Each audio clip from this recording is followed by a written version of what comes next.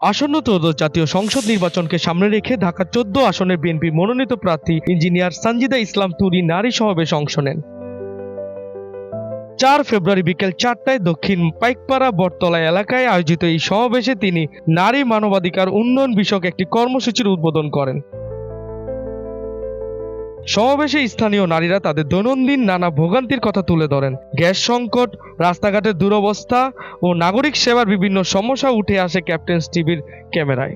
আমাদের বাসায় গ্যাস থাকে না, আমরা গ্যাসের নিয়ে অনেক কষ্ট করতে আছি। রাইতে ৩টা বা ২টা রান্তে ছোট ছোট বাচ্চারা যে মাদক নিয়ে দৌড়াদৌড়ি দেখছি, এটা সবার আগে তার কাছে আমাদের চাওয়া এই মাদক মুক্ত করা এবং গ্যাসের যে প্রবলেমগুলো আছে গ্যাসের প্রবলেম সলভ করা।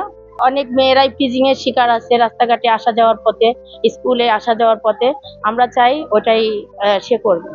১ নম্বর সমস্যা হচ্ছে রাস্তার সমস্যা হচ্ছে ড্রেনের ব্যবস্থাটা, এটা যাতে উনি করে দেন। প্লাস হচ্ছে গ্যাসের প্রবলেম আছে, উনি যাতে সেদিকে খেয়াল রাখে আর কি। উক্ত প্রোগ্রামে স্থানীয় বিএনপি নেতারা বক্তব্য দেন। পরবর্তীতে উপস্থিত নারীদের উদ্দেশ্যে বক্তব্যে সানজিদা ইসলাম তুলি বলেন, নির্বাচিত হলে নারীদের নিরাপত্তা জোরদার, এলাকার রাস্তাঘাটের উন্নয়ন, নারীদের কারিগরি প্রশিক্ষণ সহ ডে কেয়ার সেন্টার নিয়ে কাজ করার প্রতিশ্রুতি দেন।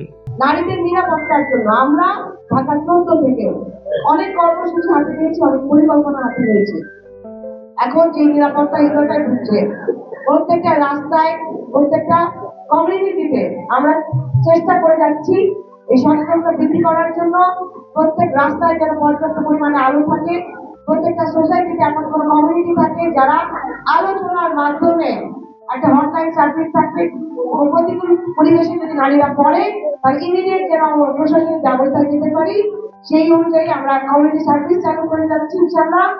এবং নারীদের বিভিন্ন কারিগরি প্রশিক্ষণের মাধ্যমে সরকারি ও বেসরকারি বিভিন্ন সংস্থার সাথে যোগাযোগ স্থাপনের মাধ্যমে যেন তাদের কর্মসংস্থানের অভাব আমরা কমাতে পারি, আমরা সেই লক্ষ্যে কাজ করে যাচ্ছি।